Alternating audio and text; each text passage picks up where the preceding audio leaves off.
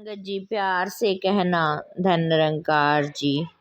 सात संगत जी, जब हम परमात्मा को जानकर अपना परिचय प्राप्त करते हैं, यानी हम खुद को जान लेते हैं, फिर जहाँ हम प्यारी सात संगत जी जीवन मुक्त होते हैं, वहीं प्यारी सात संगत जी मृत्यु के बाद भी मुक्ति निश्चित है।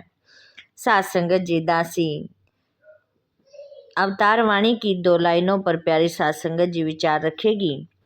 ऊंचे कुल का नहीं है चाहे पढ़ा लिखा विद्वान नहीं, नम्रता है जिसमें उससे बड़ा कोई इंसान नहीं। सात संगत जी, हम इंसान हैं तो हमारे अंदर क्या मानवीय गुण होने चाहिए। उन्हीं मानवीय गुणों में से ही एक गुण नम्रता है। कोई सात संगत जी जब कुल ऊंचा या नीचा नहीं होता, सभी एक समान हैं, सभी बराबर हैं, सभी के शरीर में आत्मा है जो इस परमात्मा का अंश है। हमने यह भी कभी नहीं मन में आने देना कि हम दूसरे से श्रेष्ठ हैं या अपनी जाति या कर्मों की वजह से हम श्रेष्ठ हो गए हैं। नहीं सात संगत जी, हम सब बराबर हैं, इस परमपिता परमात्मा की संतान हैं। हमने चाहे कहीं पर भी जन्म लिया हो, पढ़ाई लिखाई की हो या अनपढ़ हो, चाहे हमने जीवन में उपलब्धियां प्राप्त की हों, फिर भी जीवन में सबसे ज़्यादा जरूरी गुण नम्रता का है। इस गुण से हम इंसानियत का प्रमाण देते हैं और अपने जीवन में सच्चे मायने में एक इंसान भी बनते हैं। जैसे हमने कई बार यह उदाहरण भी सुना है कि अगर पेड़ को ऊंचाई चाहिए तो सबसे पहले उस पेड़ की शुरुआत बीज से होती है। उस बीज को जमीन में डालना होता है। अगर वह बीज एक बार जमीन के अंदर अपनी जड़ बना लेता है और अपने आप को अपनी जड़ों से मजबूत करता है, तो वह कितना ऊंचा पेड़ बन जाता है। चाहे पेड़ को वह ऊंचाई प्राप्त भी हो जाती है, लेकिन जब उसके ऊपर फल लगते हैं तो अपने आप उसकी टहनियाँ नीचे की ओर झुक चली जाती हैं। सात संगत जी, हमारे अंदर भी यह नम्रता वाली बात आ जाए, हम भी सात संगत जी हर एक के लिए मन में झुकें और हर एक के अंदर परमात्मा को देखें और यह देखते हुए हम सबको नमन करें। यह गुण सब जब हमारे अंदर आएंगे तो जैसे वह पेड़ इस मिट्टी के अंदर से ताकत लेकर इतनी ऊंचाई प्राप्त करता है, फिर और भी गुण उसमें आ जाते हैं। वह फल लगने के बावजूद और ज़्यादा झुकता चला जाता है। इसी प्रकार सात संगत जी, जीवन में भी चाहे कोई उपलब्धि प्राप्त हो जाए या कोई गुण हमारे अंदर आ जाए, हमने मन में अहम भाव नहीं लाना। हमने यही सोचना है कि चाहे कितने भी फल हमें लगे हैं, वह इस परमात्मा ने ही लगाए हैं। हमारी कोई औकात नहीं है, यह परमात्मा की देन है। हम खुद कोई देन इस दुनिया को नहीं दे सकते। अगर कोई अच्छाई हमारे अंदर है तो शुक्र करें, वह अहंकार न बने और अरदास करें कि वह नम्रता की ओर हमें लेकर जाएं। सात संगत जी, जैसे कि एक कहानी भी है कि एक राजा कहीं जा रहा था और रास्ते में उसको याद आता है कि हाँ, यहाँ मेरे गुरु का भी घर है। वह सोचता है कि कार्य शुरू करने से पहले मैं अपने गुरु को नमन करके आऊँ।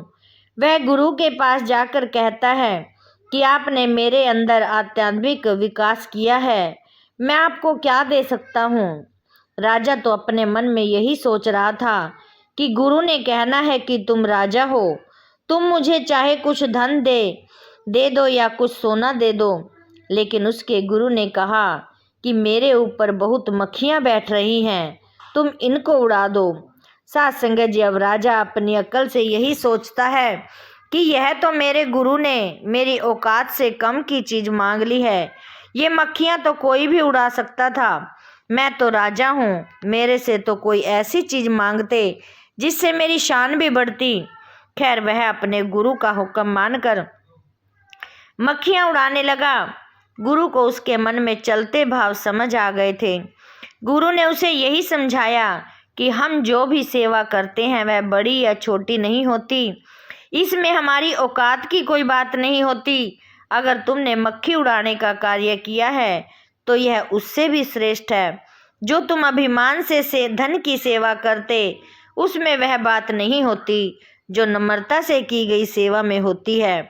साथ संगत जी, इस कहानी से यही बात सामने आती है कि हमें अपने मन में कोई अकड़ या अभिमान नहीं रखना कि हमारा दर्जा ऊंचा है और हमसे ऊपर और कोई भी नहीं है, हम ही श्रेष्ठ हैं। ऐसा जीवन अगर हम जिएंगे तो फिर यह समझदारी नहीं है। हमें सहनशीलता और नम्रता जैसे गुणों से अपने दिल को बड़ा करना है। नम्रता में रहने वाला ऊंचाई को पाता है। साथ संगत जी, जितने हम विनम्र होंगे और झुकाव में रहेंगे उतने ही हम ऊंचे होते चले जाएंगे।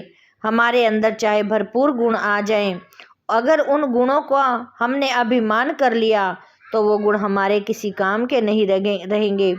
अगर सही मायने में हम ऊंचाई प्राप्त करना चाहते हैं तो अपनी अच्छाई को किसी के आगे बोल बोल कर न जताएं। हमारे कर्म में अगर अच्छाई है तो फिर वह एक को दिखाई भी देगी। हमें सिर्फ दिखावे के लिए या कुछ पलों के लिए किसी के सामने अच्छा नहीं बनना। अच्छाई हमारे व्यवहार और हमारे जीवन में ढलनी चाहिए। साथ संगत जी, जैसे कि एक शायर ने लिखा कि उसके कद का किसी को अंदाजा ना हुआ, वह आसमां था पर सर झुकाए बैठा था। साथ संगत जी, जब कोई इंसान ऊंचा, सुंदर और प्रेरणादायक जीवन जी रहा होता है तो वह किसी से ऊंची आवाज से बात भी नहीं करता। वह अपने आप को दास भावना में रखते हुए यही कहता है कि मैं कुछ नहीं हूँ, मैं इस परमात्मा का तुच्छ सेवक हूँ। जब ऐसी भावना बनती है तो फिर यह हर एक को स्वयं पता चल जाता है कि इनका जीवन कितना महान है। हम देखें तो किसी भी संत ने यह बात अपने जीवन में बोलकर कहीं नहीं कही कि मेरे अंदर तो बहुत गुण हैं। उनके गुणों में जीवन की महानता प्रकट होती है। हम साथ संगत जी, संत कबीरदास जी के जीवन की बात करें तो उन्होंने कोई ज़्यादा दुनियावी पढ़ाई लिखाई नहीं की थी। अपने जीवन में जो भी वह करते या बोलते थे उसी वाणी पर आज इतने विश्वविद्यालयों में सारी साथ संगत जी लिखी जा रही है, डॉक्टरेट हो रही है। साथ संगत जी, आज हम चाहते हैं कि उनके जीवन जैसा हमारा जीवन भी बन जाए। बात किसी कुल या जाति की भी नहीं है, बल्कि यहाँ पर तो एक सुंदर जीवन की बात हो रही है। जितने मानवीय गुण हमारे अंदर बढ़ते चले जाएंगे, नम्रता हमारे अंदर आती चली जाएगी, फिर उसमें हमें और झुकाव मिलेगा। उसके बाद हमारा दिल औरों से अधिक प्यार करने को तैयार होगा। हम किसी को चोट नहीं पहुंचाएंगे, बल्कि सभी के आंसू पोंछने के लिए हमेशा तैयार रहेंगे और किसी दूसरे को लाचार देखकर उस मौके का फ़ायदा नहीं उठाएंगे कि खुद को किसी पर हावी होने दे। मिलता है सम्मान उसको जहाँ जहाँ भी जाता है। साथ संगत जी, जो व्यक्ति दिल से प्यारा और साफ होता है उसके दिल में एक हरेक के लिए हित की भावना होती है। कभी गलती से भी किसी का बुरा करने का भाव उसके में नहीं आता। जब ऐसे व्यक्ति को हम कहीं नहीं मिलते, वह हमारे मन में अपने आप अपनी इज्जत बना लेता है। अगर हम अपनी जगह बैठे होते हैं तो उस व्यक्ति को देखते ही हम खड़े हो जाते हैं, दिल करता है उसको गले लगा लें। अपना जीवन उसके जैसा सुंदर बनाने के लिए हमें देखना है कि उसके जीवन में ऐसा क्या है जो हमारे जीवन में नहीं है, ताकि हम भी वो शिक्षाएं अपने जीवन में डाल सकें। साथ संगत जी, बात वही कि हम इस परमात्मा के जितने करीब होते जाएंगे उतना इस परमात्मा के जैसे बनते जाएंगे। जैसे यह परमात्मा इतना विशाल है, वैसे हम अपने दिल को भी विशाल बनाएं।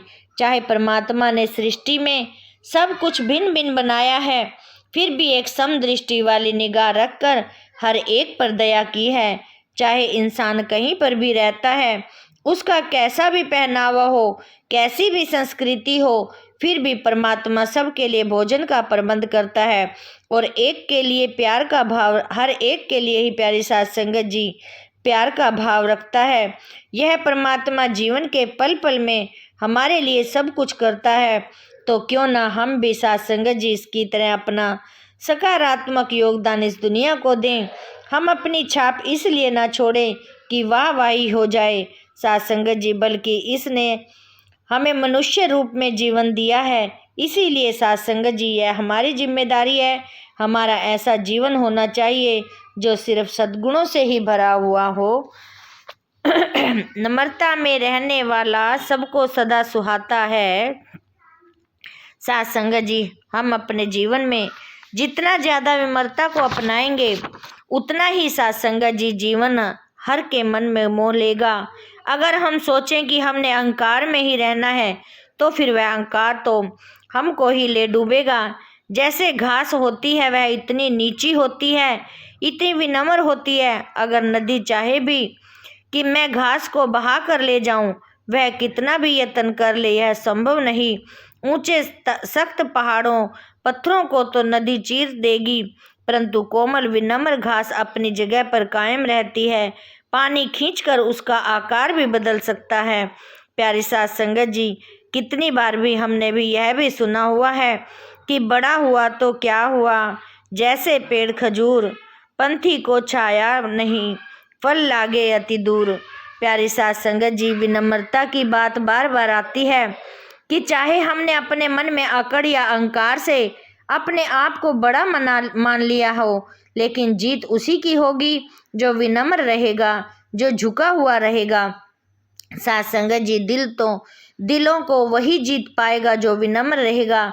अगर यह विनम्रता व्यवहार में होगी तो हमारी बोली में भी आएगी। अगर बोली इतनी प्यारी होगी तो हमारा खुद का मन यह सोचकर कभी दुखेगा नहीं कि हमने ऐसा क्यों बोला, हम किसी से ऐसे क्यों पेश आए, क्योंकि साथ संगत जी सुनने वाले के कानों को भी हमारी बात अच्छी लगेगी और उसके दिल को भी साथ संगत जी शीतलता महसूस होगी।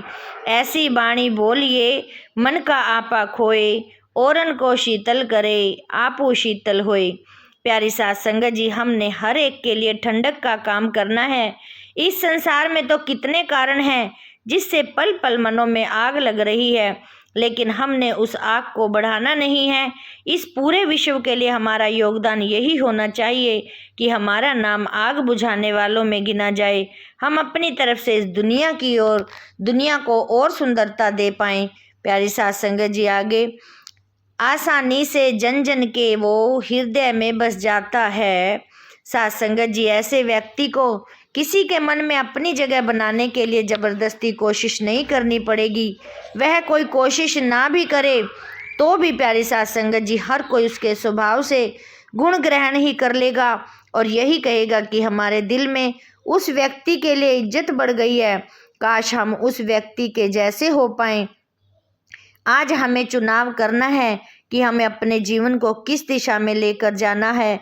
वह दिशा जो सिर्फ दूसरों का नुकसान करे या फिर वह जिससे हम खुद भी शांति और चैन महसूस करें तथा औरों से भी साथ संगत जी जब मिलें तो वह भी हमसे मिलकर शांति महसूस करें। आज चुनाव हमारा है कि हमने क्या करना है। जैसे हमारे कर्म होंगे उसका नतीजा भी वैसा ही सामने उसी पल महसूस होगा। साथ संगत जी, जैसे अगर हम गर्म पानी में हाथ डालते हैं तो उसी पल हमारा हाथ जलता है और अगर हम बर्फ़ में अपना हाथ डालते हैं तो वह ठंडक भी उसी समय महसूस होती है।